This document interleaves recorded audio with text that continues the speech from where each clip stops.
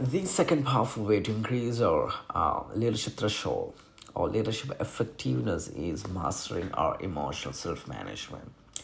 Mastering emotional self management. That's very powerful. It's basically controlling our emotion.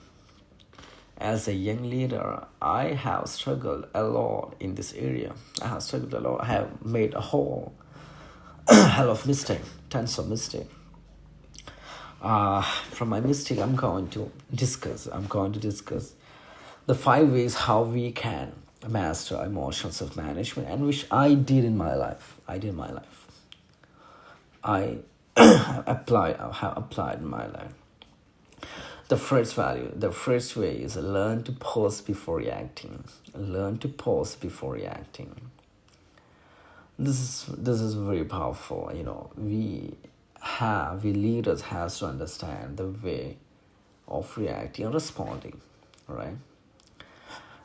In order to respond, we need the pause. We need that silent moment, which help us to think, which help us to reflect, which help us to evaluate ourselves within ourselves, what is good or what is bad, and that is help us to respond to the correct. And the second value is increase our emotional vocabulary. Emotional vocabulary is a huge thing.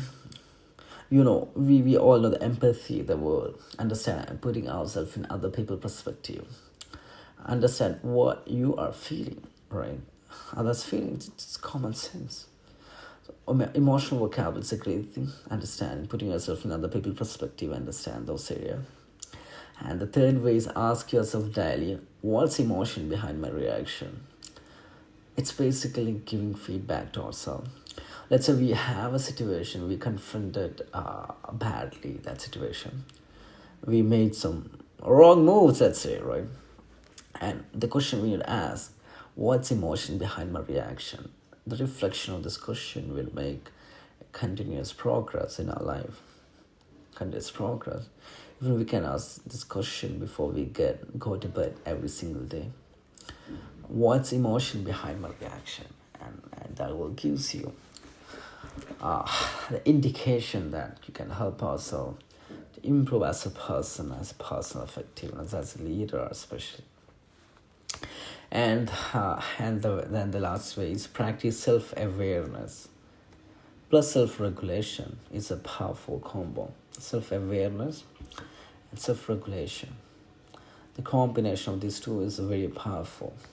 You understand yourself and you regulate yourself based on emotion, just as we discussed from the feedback that gives from the reflection that we do to ourselves.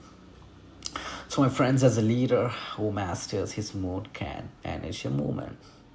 It's a powerful way. Well, now I'm going to jump into the third way. I hope everybody's sticking with me.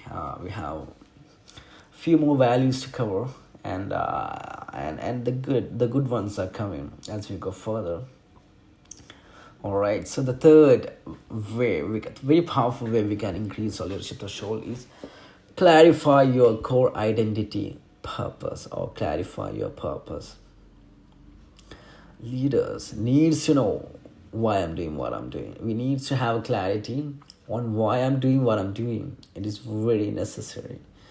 It won't give us up easily. It gives you the energy to go further. It gives you the potential to reach the fullest. It helps us to wake up when everybody is sleeping. That's the reason, this is only fuel you have than a normal, typical person. Your why. The more clarity you have on your why, the better chance you work for that. The more why you have, the more reasons you have, the better the chance you will achieve it. Unclear leaders collapse quickly under the pressure. We need, my friend, strong why and clear how to do it. And now I'm going to discuss a few more perspective on having, clear purpose. Know who you are beyond money and business. Know who you are beyond money and business.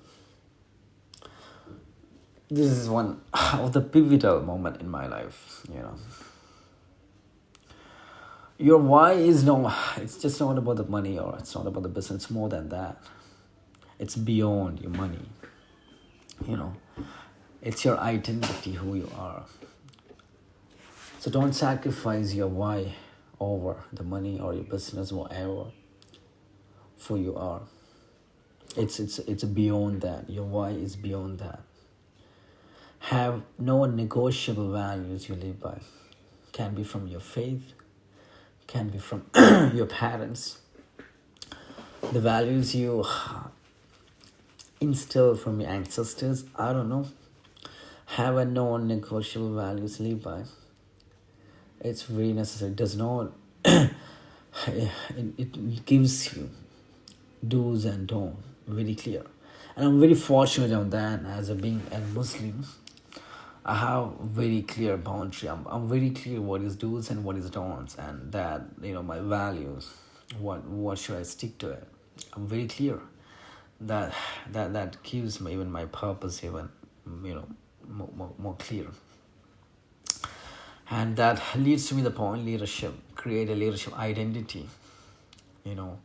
Creating an identity for myself. I say myself, purpose over position. That's one of my leadership identity. Purpose over position. Some people say I'm courageous, I'm empowering, purpose driven leader. I say always purpose over position. So we have to create a leadership identity that stick to our value. And